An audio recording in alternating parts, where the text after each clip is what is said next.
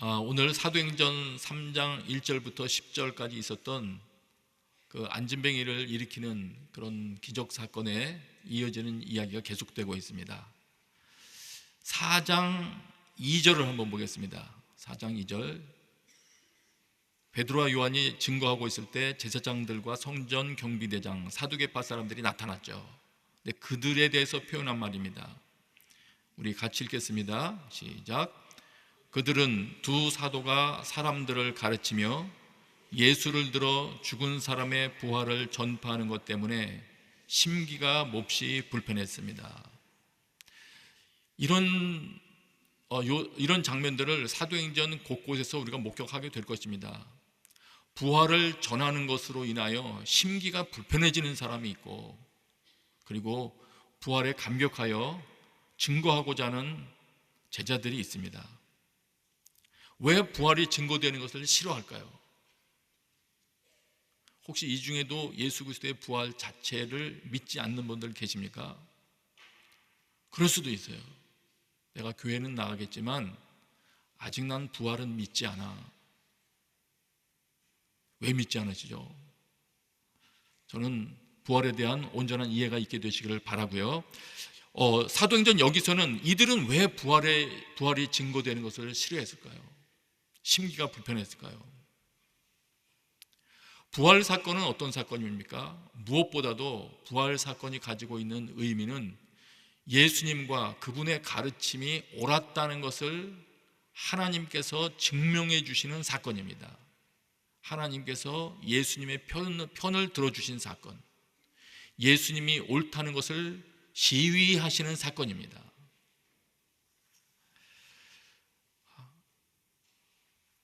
그렇다면 부활을 싫어한다는 것은 부활 사건으로 인하여 부활을 증거할 때 예수 그리스도가 점점 더 증거되기 때문일 것입니다.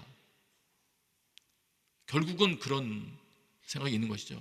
그래서 사탄은 예수님을 증거하는 것, 예수님이 옳다는 것을 증거해서 많은 사람들이 믿게 하는 일, 이런 것을 매우 증오하기 때문에 사탄은 다양한 방법으로 예수 그리스도의 부활이 증거되는 것을 방해해 왔습니다. 때로는 사회 분위기나 권세자들을 통해서도 방해하기도 합니다. 그러나 사탄의 방해가 늘 성공하지는 않았습니다. 오늘 3절 4절 여기를 눈으로 보세요. 제가 설명할게요. 베드로와 요한을 붙잡아 놓고 심지어는 감옥에 가두고 고민을 합니다. 왜냐하면 4절에 보니까 사도들의 말씀을 들은 많은 사람들이 믿게 됐고, 그리하여 믿게 된 남자의 수가 5,000명쯤 불어났고 점점 불어나고 있기 때문에 종교 지도자들이 이 사건을 방관할 수가 없었어요. 믿는 자들의 숫자가 급속하게 불어나고 있기 때문에. 그래서 5절 6절 보세요. 통치자들과 장로들과 율법학자들이 예루살렘에 모입니다. 거기에는 중요한 대제사장 가문의 사람들도 있었습니다. 그들이 베드로와 요한을 신문하기 시작합니다. 압박을 가하기 시작하는 거죠. 7절이에요. 우리 7절 같이 읽겠습니다. 시작. 그들은 베드로와 요한을 앞에 세워놓고 너희가 무슨 권세와 누구의 이름으로 이런 일을 했느냐 라고 신문하기 시작했습니다. 이렇게 신문하는 주 목적은 예수 그리스도의 부활을 증거하지 못하게 뭔가 압박을 가하려는 것인데, 너희가 무슨 권세와 누구의 이름으로 이런 일을 행하느냐 하는 이 질문이 성경을 통해서, 사도행전을 통해서 정말로 하나님께서 우리에게 설명해 주기를 원하셨던 내용을 설명하게 만드는 그 역할을 하게 만들어 버렸습니다. 오늘날 현대의 예수님을 믿는 것에 대해서 매우 중요한 부분, 꼭 알아야 할 부분을 설명해 주는 문을 여는 그런 질문이 되어버렸습니다. 사탄의 방해가 늘 성공하지는 않습니다. 사탄은 제한된 존재일 뿐입니다. 사탄의 수는 하나님의 수에 비할 수가 없습니다. 그리고 이렇게 될 것이라는 것은 이미 예언되어 있던 내용입니다. 누가복음 21장 12절부터 15절 한번 보세요. 12절 한번 같이 읽을까요? 시작. 그러나 이 모든 일이 일어나기 전에 사람들이 너희를 붙잡고 핍박해 회당과 감옥에 넘겨줄 것이다. 너희는 내 이름 때문에 왕들과 총독들 앞에 끌려갈 것이다. 지금 이미 누가복음에서 뭘 예고하셨느냐면 예수님을 따르는 자들이 점점 공격을 받을 것이다. 심지어는 믿는 자들이 예수님의 이름 때문에 왕들과 총독들 앞에 끌려가는 일이 발생할 거다. 법정에 서는 일이 발생할 거다. 말씀을 하셨습니다. 그런데 그렇게 허락하시는 이유가 있습니다. 하나님의 자녀들이 법정에 서게 되거나 왕들과 총독들 앞에 끌려가는 일이 발생해도 하나님께서 놔두시는 이유, 21장 13절입니다. 같이 읽습니다. 시작. 그러나 이 일은 도리어 너희에게 증거의 기회가 될 것이다. 아멘입니다. 예수 그리스도를 증거하는 일이 많은 사람들을 살리는 것이기 때문에 하나님은 그 일을 응원하시고 지원하십니다. 그렇지 않아도 전도의 문을 열어야 될 판인데 믿는 자들, 이들을 끌고 갔을 때 그냥은 열지 못했을 그 현장에 설명할 수 있는 기회를 주는 것입니다. 오래전에 들었던 간증입니다. 제가 어렸을 때 들었던 간증인데 오디오 테이프로 들었어요. 순복음교회에 중국에서 사역하던 중국인 선교사님이 한 분 오셔서 간증을 했던 그 내용을 통역을 통해서 들은 일이 있습니다. 이분이 감옥에 갇혔었는데 법정에서 넌 왜 여기 들어왔느냐 말할 때 그것을 이야기할 때 A4 용지로 매우 길게 복음 내기를 다 썼답니다. 그래서 법정에서 복음을 쫙 읽었대요, 이 선교사님이. 그래서 그 법정에 있는 곳에서 하여튼 요약하면 많은 사람들이 예수님을 믿게 되는 오히려 그런 일이 발생했다는 간증을 제가 들은 일이 있습니다. 성경이 이미 예고하셨습니다.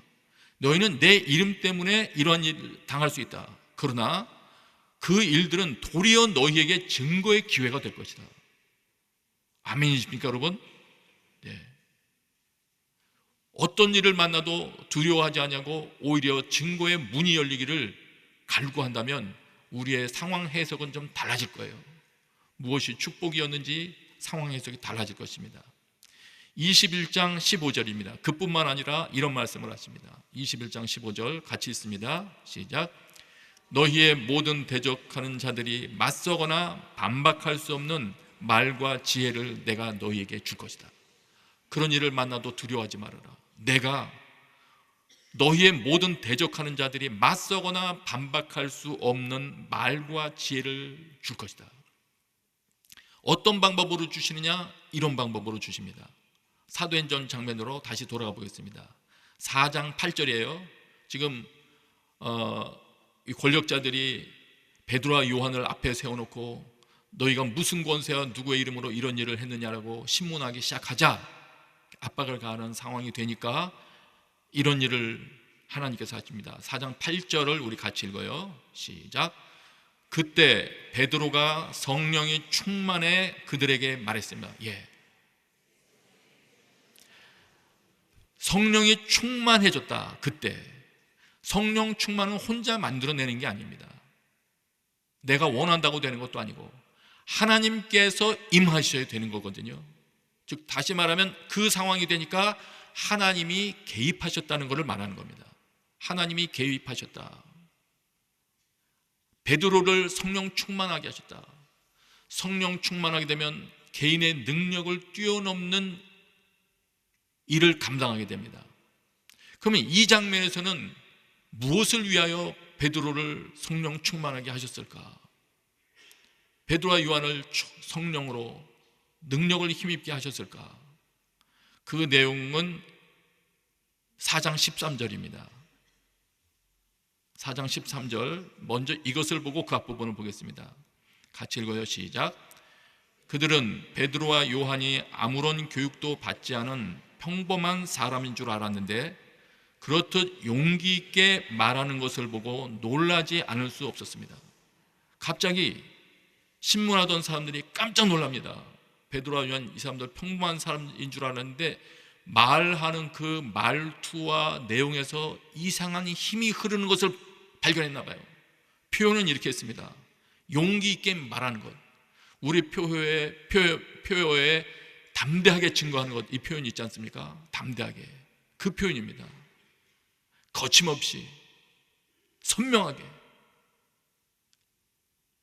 명백하게 담대하게 말하는 그 내용을 표현한 것입니다.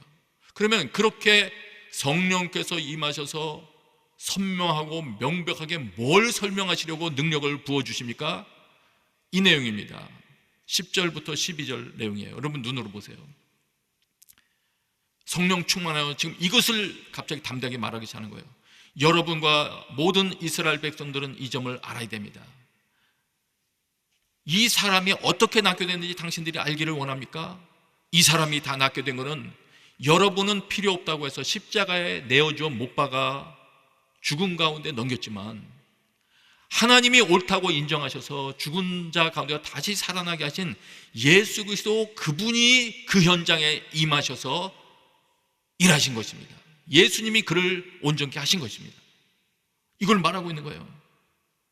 그러면서 4장 12절 이건 같이 읽어요. 시작. 예수 외에 다른 어느 누구에게서도 구원을 받을 수 없습니다. 하나님께서는 하늘 아래 우리가 구원받을 만한 다른 이름을 우리에게 주신 일이 없기 때문입니다. 그러면서 계속 담대하게 왜 설명합니다. 예수님이 아니고는 이런 일은 일어날 수 없습니다. 크고 작은 구원 사건, 사람이 회복되는 이런 사건은 예수님이 아니고는 일어날 수 없습니다. 그 이유를 알기를 원하십니까? 하나님이 태초에 여러 존재들을 구별하실 때 이름을 지었다는 건 구별하는 거거든요. 많은 어린이가 있지만 오늘 아버지들이 아이의 이름을 짓지 않습니까? 이름을 짓는 순간 다른 많은 아이들하고는 구별되는 한 존재가 주목이 되잖아요. 예수님이라고 이름 붙일 때 하나님이 예수님을 구별하셨다는 겁니다. 차별화하셨다는 겁니다. 차별화하셨다는 겁니다. 어떤 것으로? 예수는 많은 사람들을 구원하는 데 쓰여지는 존재다. 이런 이야기입니다. 그렇기 때문에 하나님께서 그렇게 구별하셔서 기름 부어주셔서 성령의 능력으로 충만하게 하신 그분이 예수님이기 때문에 다른 존재로서는 이런 일이 일어나지 않는다. 그거를 지금 말하는 겁니다. 조금 이 부분을 오해를 방지하기 위해서 추가 설명을 제가 드릴 필요가 있습니다. 예수님의 이름에 대해서 말한다고 할 때 이 이름을 사용한다, 이름을 말한다는 것은 무슨 주문을 이야기하는 게 아닙니다. 내가 그냥 습관적으로 예수님의 이름으로 떠나가라, 이러면 갑자기 귀신들이 벌벌 떨고 예수님의 이름으로 나아라 그러면 병이 낫고, 그런 무슨 뭐 주문이나 이상한 이름에 무슨 뭐가 담겨있다는 그런 걸 말하지 않습니다. 그런 걸 말하지 않습니다. 성경에서 지금 예수님의 이름으로 이것을 말할 때는 지금 제가 설명드리는 내용이 담겨 있는 것입니다. 초기 그리스도인들 예수님을 주님이라고 고백하던, 예수님을 주님이라고 진정으로 인정하고 고백하던 그 신앙 공동체, 그 사람들은 예수님하고 예수의 이름을 부를 때 그들 마음 가운데 확신하고 있는 것이 있었습니다. 지금 부활하셔서 살아계신 예수님이 성령님을 통하여 이 가운데 현존하신다, 함께 하신다는 것입니다. 그래서 예수님의 이름으로 걸어라 할 때 그 자리에 예수님이 함께 하셔서 예수님이 지금 그 사람에게 역사하셔서 일어나게 하는 일을 발생시킨다는 것입니다. 그것에 대한 믿음이 이들에게 있었습니다. 그렇기 때문에 이 초기 우리 그리스도인들은 오직 예수님의 이름을 의지하여, 그들이 다시 말하지만 그들이 예수님의 이름을 거론할 때는 살아계셔서 부활하신 그분이 여기 현존하신다. 하나님이 구별해 놓으신 그분, 많은 사람들을 구원으로 이끌기 위해서 구별해 놓으신 그 하나님의 아들, 그분이 다시 부활하셔서 여기 현존하셔서 일하신다. 그걸 믿는 거죠. 그 믿음으로 이들이 세례를 베풀었으며 기도했으며 병자를 낫게 했으며 많은 일들을 했던 것입니다. 그렇기 때문에 우리는 이 예수님의 이름에 대해서 더 많은 것을 우리는 더 새롭게 자각을 할 필요가 있어요. 그랬구나. 그래서 우리가 예수님의 이름으로 기도할 때마다, 기도할 때 예수님의 이름을 부를 때마다 무슨 습관적인 단어, 종교적인 어투, 이것이 의미하는 것이 아니고 여러분 심령 가운데 살아계신 예수 그리스도가 함께 하신다는 확신 가운데 그 말을 입술 밖으로 내시기를 축복합니다. 네.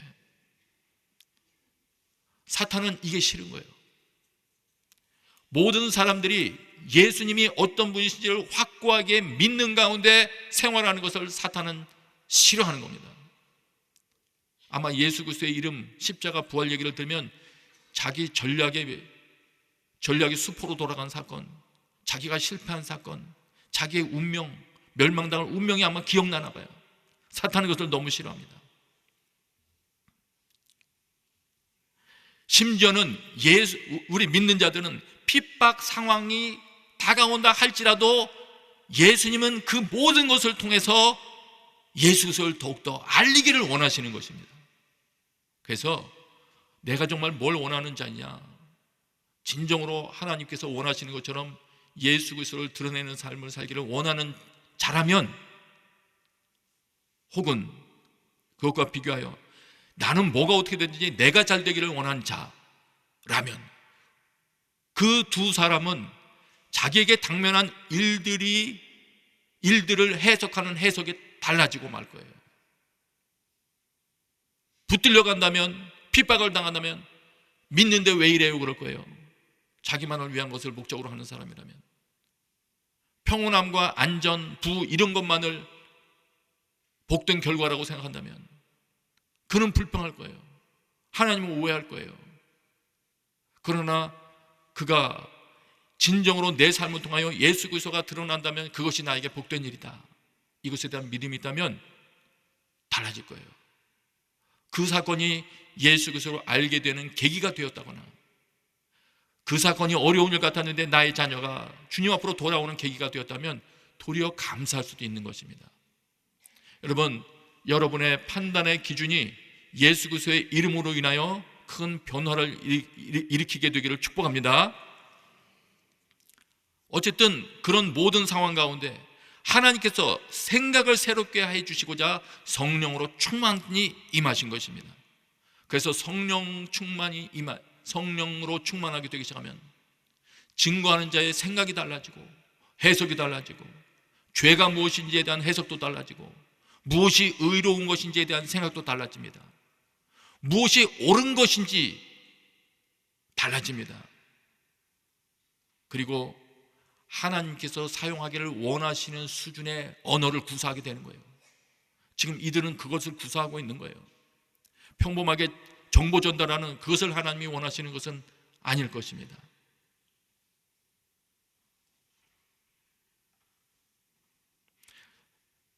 핍박자들, 이 베드로와 요한을 신문하던 자들이 어찌 보면 성령 충만하여 담대히 말하는 그 말에 일격을 당한 것이죠.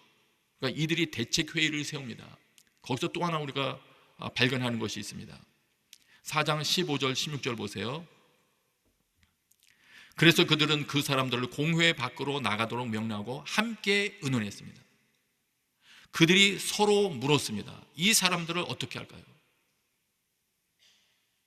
베드로와 요한의 일격을 받은 이 지도자들은 서로 대책회의를 하기 시작합니다. 이걸 어떻게 할까?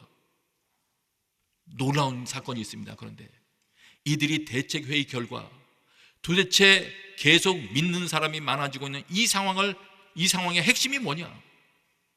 어느 부분을 건드려야 이 문제를 해결할 수 있겠느냐 해서 이들이 논의 끝에 발견한 문제의 근원은 이것이었습니다. 4장 17절이에요. 같이 읽습니다. 시작. 어쨌든 이 일이 백성들 사이에 더 이상 퍼져나가지 않도록 하려면 이 사람들에게 어느 누구에게도 예수 이름으로 말하지 말라고 경고해야 됩니다. 이 사람들이 논의 결과 찾은 문제의 핵심은 예수 그리스도의 이름이었습니다. 예수님의 이름. 그래서 이들은 처방을 합니다. 4장 18절에 베드로와 요한을 다시 불러들여서 나갔던 베드로, 요한 다시 불러줘서 절대로 예수님의 이름으로는 말하거나 가르치지 말아라. 물론 이 맥락에서는 그걸 말할 거예요. 예수님의 이름 좀 거론 좀 하지 말아라. 그리고 아까 그 10절에서 12절까지 나왔던 너희가 예수님을 이렇게 했는데 하나님을 살리셨고 이렇게 쭉 이어지는 그런 말 좀 하지 말아라. 이런 말을 했을 거예요. 사도들은 이 권세자들의 요구에 어떻게 대응했을까요? 여기에서 또 우리가 판단할 때 중요한 기준을 하나 발견합니다. 중요한 판단 기준을 발견합니다. 권세자들의 요구, 그들의 요구가 무엇인지 이것을 이들이 파악하면서 이들이 답변합니다. 이들의 요구의 핵심은 물론 이것이었죠. 그리스도를 증거하지 말아라. 이거 아니겠습니까? 예수님의 이름으로 말하기를 중단해라. 이것인데 베드로와 요한은 거기에 대해서 이렇게 답변합니다. 4장 19절이에요. 하나님의 말씀보다 당신들의 말에 순종하는 것이 하나님 보시기에 옳은지 스스로 판단해 보십시오. 우리는 보고 들은 것을 말하지 않을 수 없습니다. 거절합니다. 5장에서도 나옵니다. 베드로와 다른 사도들이 동일하게 대답합니다. 사람에게 순종하기보다 하나님께 순종하는 것이 마땅합니다. 이게 무슨 말입니까? 당신들이 지금 우리에게 예수 그리스도를 증거하지 말라고 말하는 거예요? 예수님의 이름을 말하지 말라고 지금 말하는 거예요? 의도를 간파했죠. 증거하지 말라는 것이구나. 여기에 대해서 지금 하나님의 말씀보다 당신들의 말에 순종할 수 없습니다라고 말하는 것은 하나님이 이들보다 더 상위 권세자가 누군지, 그리고 나를 파송해서 나에게 어떤 임무를 부여하셨는지를 이들이 명확히 알고 있기 때문입니다. 자신들에게 예수 그리스도를 증거하라고 명령을 주신 분은 하나님이시고, 말하자면 자신을 파송한 분은 하나님이신 거예요. 그리고 하나님이 온 세계 가장 최고의 결정권자요 다스린자라는 걸 이들은 명확히 알고 있는 것이에요. 하찮은 종교자들의 말에 그들이 태도를 굽히지 않습니다. 우리는 여기서 중요한 걸 배워야 됩니다. 때에 따라서 우리의 권세자는 누군지, 지금 나에게 이 임무를 부여해 주신 그분은 누군지에 대한 확실함과 믿음이 우리 가운데 있어야 되는 것입니다. 만일에 이 경우에 사도들이 예수님의 이름으로 말하지 말라고 그러니까, 그래 우리는 마음으로 예수님 믿잖아, 예수님의 이름으로 말하지는 말자, 이러고 말 안 했다면 아마 해를 거듭할수록 예수 그리스도의 현존 의식이 흐려졌을 거예요. 물론 건 제 추측이에요. 예수 그리스도께서 이 자리에 함께 하신다는 것을, 그 감각을 상실하게 됐을 거예요. 물론 오늘 우리는 어떻게 되었는지 몰라요. 저는 이 사도행전 2장면을 보면서 오늘 우리에게 있어서 과거의 초대교회 성도들이 가지고 있었던 예수 그리스도께서 부활하셔서 여기에 현존해서 일하고 계신다는 그 현존 의식이 생생하게 되살아나게 되시기를 원합니다. 그것이 우리의 기도가 되기를 원해요. 반면에 당시 종교 지도자들은 그들의 태도로부터 그들은 누구의 권세를 두려워하고 있는지가 잘 나타나고 있어요. 하나님의 권세를 기억하는 것이 만약 성령 충만하고 성령을 따르는 자들의 행동이라면 하나님을 두려워하지 않냐고 다른 것을 두려워하는 이 종교 지도자들은 이미 성령을 따라가고 있지는 않을 거예요. 다른 영을 지금 따라가고 있을 거예요. 4장 21절에 보면 이런 장면이 나옵니다. 그들은 사도들을 다시금 협박하고 나서야 겨우 풀어주었습니다. 그들이 사도들을 처벌할 수 없었던 것은 모든 사람들이 그 일어난 일로 인해 하나님을 찬양하고 있었기 때문입니다. 이들은 여론을 보고 있어요. 다른 사람들의 눈치를 보고 있어요. 5장에도 동일한 그런 장면들이 등장합니다. 끌어와야 되는데 강제로 끌어오지 못합니다. 사도들을. 이유를 이렇게 말합니다. 그것은 사도들이 자기들에게 돌을 던질까, 사람들이 자기들에게 돌을 던질까 겁이 났기 때문입니다. 명확합니다. 종교 지도자들은 자기에게 주신 사명, 권세 이런 것보다는 사람들의 눈치가 더 두려웠나 봐요. 그렇습니다, 여러분. 베드로와 요한은 지금 이 장면에서 어떻게 사람 권세자도 두려워하지 않냐고 담대히 말할 수 있었습니까? 성령으로 충만했기 때문이다. 하나님이 도와주셨다. 그렇다면 오늘날 우리는 이 세대에 그리스도로 살기 위하여 더욱더 성령님의 충만케 하심을 우리 구해야 될 것 같아요. 왜냐하면 수일 전에 그런 말을 들었어요. 어느 대화하는 모임에서 최근에 젊은이들이 이력서 쓸 때 교회 경력을 쓰기를 두려워한대요. 교회 관련한 일을 했던 사람이라도 믿지 않는 분위기 속에서 불이익을 당할까 봐, 자신이 하나님을 믿는 자라는 것이 뭔가 드러나는 것을 두려워한대요. 이런 시기에 사람들을 두려워하지 않아야지 자기를 밝힐 수 있습니다. 그래야 예수 그리스도를 담대히 증거할 수가 있습니다. 성령 충만은 그런 의미에서 사람들을 두려워하지 않게 할 수 있는 능력입니다. 오늘 여기 모신 여러분, 성령께서 여러분에게 충만히 임하시기를 기도하시기 바랍니다. 성령님께 도움을 요청하시기 바랍니다. 그래야 나에게 있어서 참 주인이 누구시며 나에게 명령을 내릴 수 있는 존재가 누구시며 참 권세자가 누구신지가 내 영혼 가운데 부각이 되는 거예요. 내 생각이 선명해지는 것입니다. 거부하여야 할 명령은 무엇인지를 알게 되는 것이에요. 참고로 조금 맥락과 다른 이야기를 좀 드리고 마무리를 하고 싶어요. 예수님의 이름의 권세, 예수님이 그 가운데 현존하시고 우리의 모든 걸 회복시키실 수 있다. 이것에 대한 믿음을 가지고 상황을 살펴볼 때 지금 제가 설명드리고자 하는 이런 일들을 한번 생각해 보시기 바랍니다. 성도님들의 모든 기도 제목을 이렇게 보다 보면 우울증 참 많더라고요. 여기도 우울증 약 먹고 계신 분들 계신가요? 공황장애 뭐 이런 등등 이런 것들이 많이 있어요. 근데 주변에, 그러나 반면에 주변에 그런 간증 또한 많습니다. 예수 그리스도의 이름을 부르며 또한 큰 소리로 찬양하며 기도하는 것도 통해서 공황장애로 벗어났다는 간증도 있고요. 그 사람이 나중에 사역자가 되어서 그 치유를 위해서 일하는 사람도 있고요. 그런 이들이 많이 있는 간증들이 있더라고요. 그것 때문에 우리 그것도 중요시 여겨서 봐야 돼요. 그런 우울증이나 모든 것으로부터 치유받는 일들이, 예수님을 통해 치유받는 일들이 일어나고 있구나.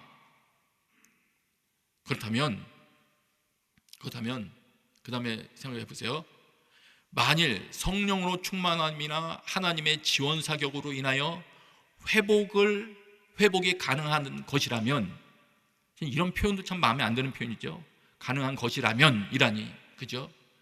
회복이 있다면 방금 전에 말씀드리기를, 하나님은 복음 증거하는 것을 소중히 여기셔서 복음 증거하는 자들을 성령 충만케 하시고 응원하시는 분이세요. 그 입술로부터 복음 증거되기를 위하여.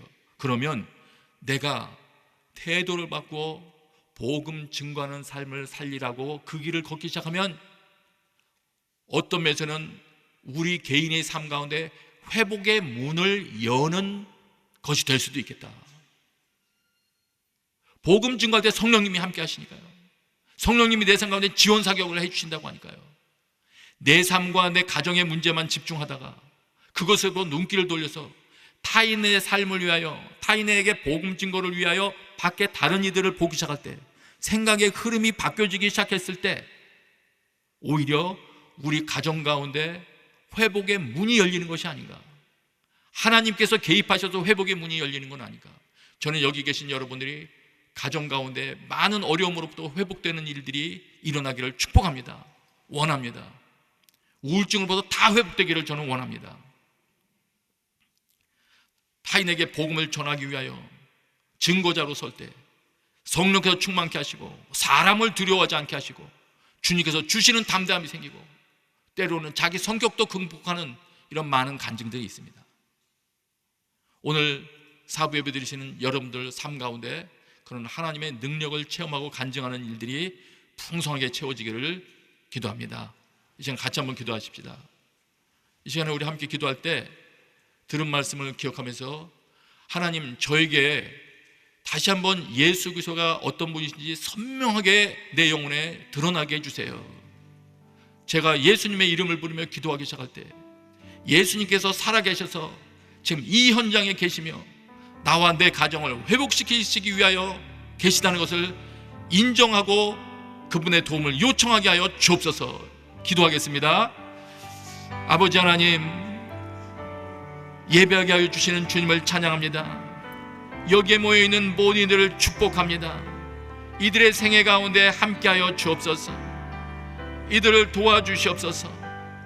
아버지, 성령께서 우리의 영혼 가운데 예수 그리스도가 어떤 분이신지, 또 예수 그리스도가 지금도 활동하고 계시다는 그 의식이 선명하게 하여 주셔서 그 믿음으로 주의 도우심을 요청하고 구하게 하여 주옵소서.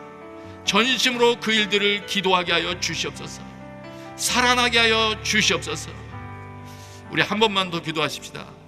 하나님, 우리가 모여서 예수님의 이름으로 기도할 때마다 이 모임 가운데, 그 기도 가운데 우리가 새로운 생명을 맛보며 우리의 기도가 새로워지며 하나님의 생명을 맛보는 시간이 될 수 있도록 주님 도와주시옵소서.